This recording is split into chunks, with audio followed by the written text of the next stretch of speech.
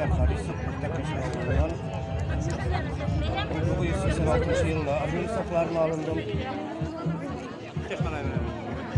Türkmeniye'nin baş kalası Aşkabat şehrinde birlikteşiler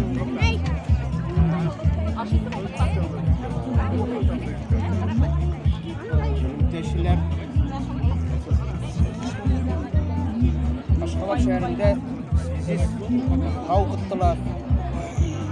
Onda kişi komandir Vanisi verip Afganistan'a giderdiler 82 yılın May ayında.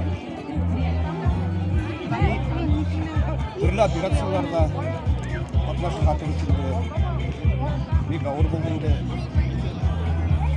Bizim için hava şartları igrek gavur bulundu.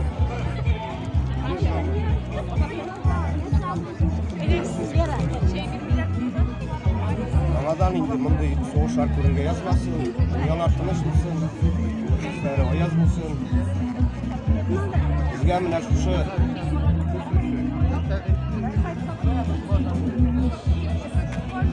Şubay bayramları, yeni bayramları bir tadırlı.